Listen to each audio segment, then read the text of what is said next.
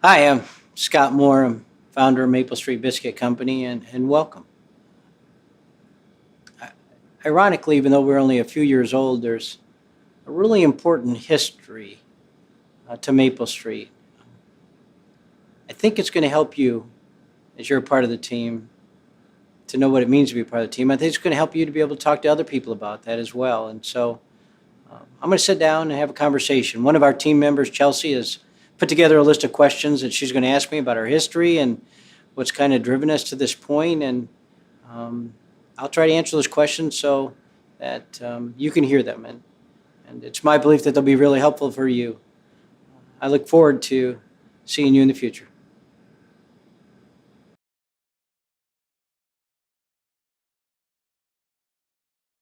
Hi, Chelsea. Hi, Mr. Scott. How you doing? I'm good. How are you doing? Good, good. All right. So, how did the Maple Street Vision start? There's an old phrase that says the need to know is a wonderful teacher. When you need to know something, it forces you to find an answer. And I'd say this is true about us. The need to have a job will force you to get somewhere. So both Gus Evans, my business partner, and I had lost our jobs around the same time. And he had lost his first. I was kind of mentoring him, helping him figure out what he was going to go do. And he uh, had gotten a job offer down in Sarasota, but he'd lived in Jacksonville all his life. And he asked me, what are you going to do? And I had came up with these 5 different business ideas that would allow me to stay here in Jacksonville. Because if I was going to do what I was doing, I'd have to go somewhere else. Right. And so I listed all those business ideas from one of this restaurant idea, which was comfort food with a modern twist built around fresh baked biscuits. And he came back to me in a couple of days and said, hey, I want to do that restaurant idea with you. I thought, okay. I said, tell you what, go home, talk to your wife, pray about it for a week. If you still want to do it, come back and see me. Thinking for sure his wife would talk him out of it. He came back in a week, and I said, okay. And then we spent 5 months developing the concept, the menu, and launching the first store. All right. Why San Marco to start out with? This is interesting, where the best laid plans you talk about in business, sometimes they're not the best laid plans. We actually had a site in the Riverside area that I was very excited about. It's a former bakery that was closing down, had kind of all the stuff we needed to, but very small. And so we had put in a letter of intent on it, and I thought, okay, it's all ours. This is great. We've got the answer. And it's kind of small enough that if things just fell apart, it would be okay. At the last minute, the broker gave it to somebody else. Devastated. I mean, I really struggled for a few weeks. I said, Lord, I don't understand. This was the chance. And then we started continue to look. And this site had been open for 1.5 years in San Marco. And so we came and talked to the gentleman that owns it. And it was a big space in my mind at the time. And what's interesting is we got the space, and I can tell you now, it was not too big. It wasn't even big enough. And if we'd gotten that first space that I had my heart set on, it would have been the wrong space. And we probably would never have been able to do proof of concept, never been able to satisfy our guests. And it would have been the wrong answer. And so God knew a much better answer than I had for it. And what's interesting now, as we find out, is that this has been empty for 1.5 years. The same month we're talking to the property owner for the San Marco location. He had 2 other experienced restaurateurs who had other locations open who also were interested in it. Interesting. And he gave it to us, which is amazing. That is amazing. So we got San Marco, the community came around, and it's been a great store. What did you originally want to accomplish? Well, my first goal was don't lose money. As a business person, I kind of think of that, don't lose it. I really thought what we would do originally is that we'd set up my business partner. I'd teach him how to run this store and this business. And he would get that. And then he'd be able to take this community store and provide for his family. It'd be a great thing for me to be able to be part of their lives. And he'd be able to stay here in Jacksonville, which he lived here all his life. And and that would give me then, after I got them trained, a chance to go do something else. It didn't take long for me to realize that second part was not going to happen. Did you think the expansion of Maple Street would happen as it did? Uh, Not at first. I mean, eventually I did. Mm-hmm. It's we'd been open about a month with the first store, and I called our accountant after we'd been open a month and said, "Hey, you were going to provide me reports once a year, get our taxes, we'd be okay. I can tell you right now, I need reports right now. I mean, this thing is moved so fast. I don't know what's happening, and I need to know our numbers, and I need reports like every week. This is drinking from a fire hose." And it was at that point I understood that this is more than even I had envisioned. And I'd say this: that every 6 months, my vision kind of expands. I say it this way: that the business earns the right to go do more. And as we as a team perform well, serve our communities, are good business people, build relationships with our guests, every 6 months, my vision kind of expands. And I see that we've earned the right to go do more and do more. And so I hope that keeps going for many years. We keep earning the right to go do more, but now I see it. Right. What are the principles Maple Street acts upon? And these are probably those. We have 4 principles, and they probably are the most significant thing that guides us to being, I would say, a compelling concept. And the first principle is this: comfort food with a modern twist made consistently. And that comfort food, the modern twist, means its idea is if it's on our menu, it shouldn't be on somebody else's menu the same way. But also being consistent is that every store, every day, with every guest, it's got to be the same. That sausage gravy, which are the big chunks of sausage and the kick in there, that's what I look for when I get the Ralphie, my biscuits and gravy. I want the kick in there, and so it's got to be consistent, that they can count on there. Which is interesting because neither Gus nor I, my business partner, had any restaurant experience or no culinary background. And so here we're talking about, it's go open a restaurant, right? That's a great idea. And so we say comfort food, the modern twist made consistently. The second thing is immaculately clean store. And we build the store so you can break it down to the bones every day. Clean it up, make it fresh. When we get a store that's been a restaurant before, we actually tear down the walls to the kitchen so you can see back into the kitchen. And so when you come in, you see all the sense of theater. The biscuits are being made, the stuff's going on the griddle, people are hollering it out, and but you get to see everything it is. And so we have an open kitchen. There's no hidden agendas. You don't have to worry about whether it's clean or not. The third, and probably the most critical for us, is called gracious service. And we use that word gracious on purpose. It is grace, demonstrating grace to not only to our guests who come in the store all the time, but to our team members, to each other. That grace was the best word for us to represent what it means, that we show grace, and gives us a great platform talk about what that looks like in people's lives. And the last is be a sustainable business. At the very least, it means this: don't lose money, because if you lose money, it doesn't take very long before you lose the right to go serve the community, right?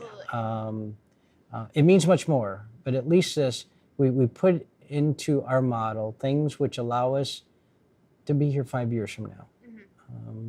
Whether it comes to how we take care of our team, how we take care of our business, how we serve the community, be a sustainable business. And so those are our 4 principles which have guided us right from the beginning, and we've never walked away from them.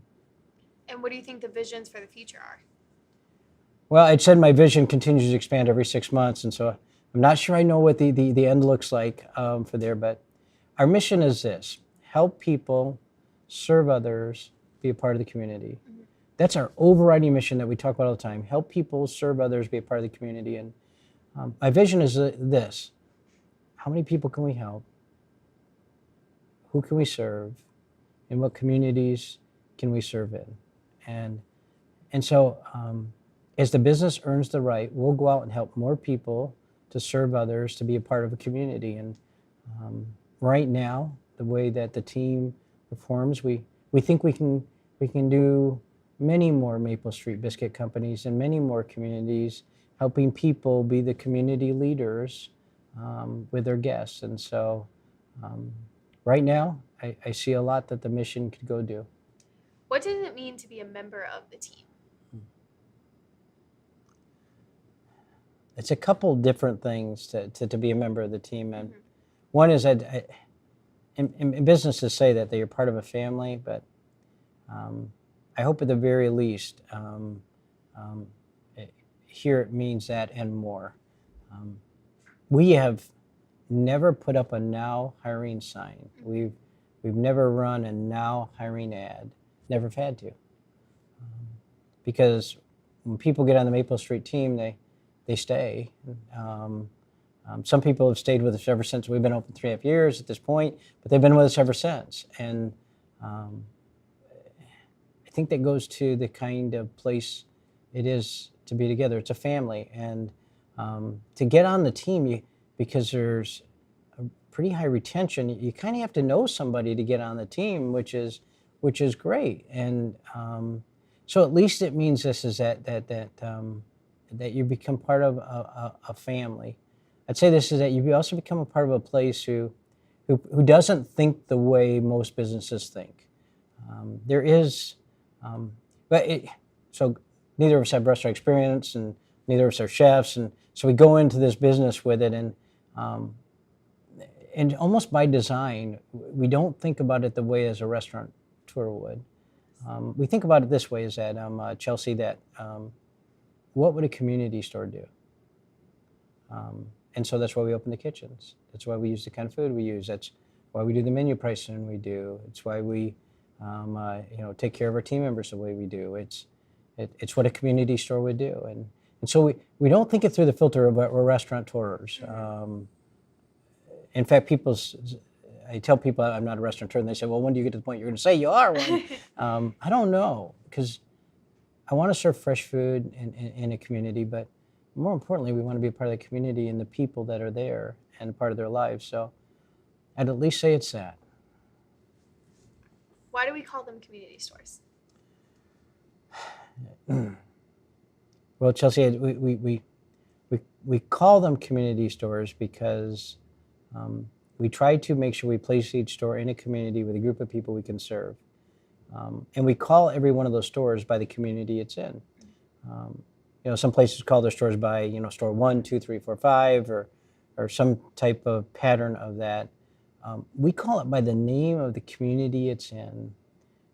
And it goes to why the way you pick up your order when you get here. We don't give you a number and say you're number 25 and pick it up. We ask you a personal question every time. And we do that because we want a chance to get to know who you are, because you're in our community, and we want you to get a chance to know the other people in your community. And so every month there's this new question. And so we call every store by the community in because it reminds us that's why we're there. And so the store that's in Murray Hill, we call it Murray Hill. And the store that's in Jack's Beach, we call it Jack's Beach. And Julington Creek, we call it Julington Creek. And the one in Chattanooga, we call City Center, because the area where that store's at is City Center. And that's what the community calls it. And that's, the guests there were to serve. And we want to be part of their life experience, several times a week, and that this is home. This is comfort to them. That this is their place. It's their space, and so we call it by the community they're in, and then we call each of our leaders community leaders, because that's really what we're there for: to serve fresh food to our guests in that community, because this is their place. Love it. And tell us about your fresh ingredients and everything you use to make the food here. Yeah, that was not being chefs. That was a really neat experience when we got started out. We spent 5 months developing the menu and putting it together, and it forces you to make choices, because there's so many things you can take to make your products. And but I will tell you, that whole idea about community drove us to the type of products we use in our menu. Is because what would a community store serve? Well, they would serve some of the best products that they can get to their guests. And so when we went and looked at flour for biscuits, which is going to be a big thing for us, lots of different flours, and you know, you can get some very inexpensive flours. You know, we buy you know, a very nice artisan flour that is expensive, but it makes great biscuits, and it's the kind of thing that you would want. Um, you know, for us, healthy is not so much anymore about what you don't put in your body. It's about what you do put in your body, that you put in good products that you know, are good for you to eat. And so you eat the things you like, but they're good quality food. So chicken's the same thing as that. We started looking at chicken, and there's lots of different kinds of chicken out there. It started with fresh and frozen, and with a community store, no, not frozen, fresh product that you're going to get. And so, well, what would we serve if we were looking at, you know, the healthy, the best food? And so we have an all natural, no hormones, no injections chicken, that's always fresh, that we use. Does it cost us more? Yeah, a lot more. But if that's going to be the basis of the kind of stuff we're going to serve, is we said, hey, that's what we should be as a community store investing in. And so our mission drove us to the type of ingredients that we'd use. And so most of the stuff is house made right here on the premises with our team, making it every day. And you get to see a lot of it that it happens, and using quality products. And that's for us just fulfilling our mission. Yeah, absolutely. So being in the community and talking about your mission, do you have any stories or anything about being part of the team? We have lots of stories, lots of really good stories. And it goes to this: the stories are almost always about people. Help people, serve others, be a part of community is our mission. It's really about what we get to do with people. And I can think of two right off. One was a community leader we got, and she came working for us, and she had two part-time jobs that she was working, and then one became as full-time, part-time, and she was working for us part-time. And I could just see it was really stressing her out. And I talked to my business partner and said, we just got to figure out what it takes for her. And so I just asked her the question as she got started with us as a team member: what's it going to take for you to only have to work here full-time? And she told us. Said, okay, that's what we're going to do. Go quit your other job. And she did. She's now running her own store, a Maple Street Biscuit Company. She's running her own store.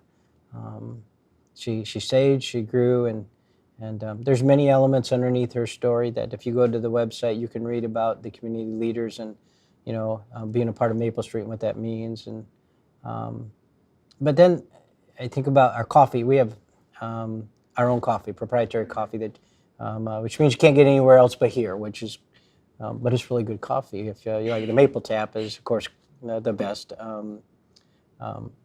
But when we started out, knowing that we wanted to have our own coffee, we found these two guys in South Jacksonville, and they'd had a retail shop, which they did their own roasting in for about 5 years. But it was, for them, it was really month to month and what they were doing. And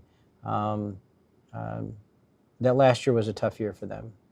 And I talked to them and said, hey, why don't you let us be a part of this? And so we partnered up with them, and they are now part of Maple Street, and they roast coffee for Maple Street. And they now don't have to worry about next month whether they're going to be able to pay the bills.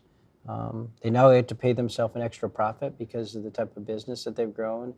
And so we were able to help them to learn what they're really good at and put the coals to it, and do that really well. And those things that didn't work out as well, we just set those aside. And I think those guys would tell you this, that they're living their dream. Another story is a gentleman who's now a community leader for us, has his own stores. That he'd been in the banking business for years, and they went through a big reduction in force, and so his job went away, and so he's trying to figure out what he's going to do. And he knew of Maple Street, but it wasn't something he was really interested in. But his wife sent us an email, and sent me an email and said, hey, we'd like to talk to you about what it would mean to be a part of Maple Street. And so I got to meet with him and a friend of his, and we had a long conversation telling about Maple Street and the story. Well, his vision and idea changed, and he wanted to be a part of Maple Street. So he came in and they said, "Hey, we don't have a store yet, but come in the store. We'll help you to learn how it is." And he worked in one of our stores. And after he'd been doing it for about a month, I came to him and I asked him, I said, "How's it going?" And he said, he goes, "It's amazing. I'd worked in the banking business with adults all my life who made, pretty good money for being in the banking business. And all they ever really did was complain about what they had to do." Mm-hmm. He goes, "I'm in there working with a lot of teenagers who are working hard, twice, if not three times as harder than the people in the bank ever worked." He goes, "And you never, ever hear them complain once." He says, "They just love what they're doing," which to me was, put a smile on my face. Yeah. And because that's what it's supposed to be. And at Maple Street, when you come work at Maple Street, it is true, two things. One, you're going to be treated with respect. But two, you'll go home tired every day. Yes. So, Yes. it's part of what we do. But our people serve and serve so well that it's just that. And so, yeah, he was at that point not wowed by Maple Street as a concept, but wowed by the people of Maple Street. And that made it sure in his mind, affirmed with him that this is what I want to do. That's amazing. So, with that being said, what advice would you give somebody who is new coming into Maple Street? That Maple Street, for everyone, is meant to at least be a safe place. When we started out, I said there's two rules. One is that I will never holler at you. You'll never hear me raise my voice at people, and we holler out things like sweet fries on the line, but I'll never holler at anybody, and won't let anybody else do that to anyone either. And you'll never hear me cuss at anybody, and don't let anybody else do that either. Whatever's going on in somebody's life, at least should be this. When I come to Maple Street Biscuit Company, I'm coming to work. I'm part of this family that it's a safe place. I'd said it this way, is that my daughter, who was 24 at the time, said if she came to work here, I would never, ever feel bad about it. Right. I'd feel like, yes, that's a safe place. She can go there. And that's really what we've tried to follow through on as all our community leaders, that at least know this is a safe place. We want to know where you're at in life. We want to know what's going on. If there are struggles, we want to know we're alongside it with you. But when you're here, we don't bring drama here because it's safe for everybody, and you can count on that. And for the years we've been doing this, you'll see. I think you'll hear we've been very consistent with those two rules, and who we are. So, at least that it's a safe place. Absolutely. Well, you've got to hear the conversation about Maple Street, and Chelsea has graciously helped lead us through that conversation. Thank you. Yeah, absolutely. And helping us to tell the story about what it means to be a part of Maple Street. It is true that our history helps you to understand who we are and where we're going. You're now a part of that.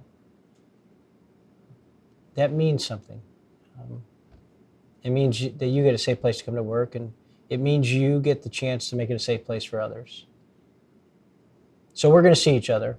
When I come in, I want you to be happy that we're there. I want you to talk to me, tell me how things are going on. But most of all, I want you to understand grace in your life, gracious service for our guest, for your team, and people show that to you, and that will make a difference. And so we're glad that you are part of Maple Street with Chelsea and I, that you understand the story. Now we're going to ask you to use that to go make a difference in your community.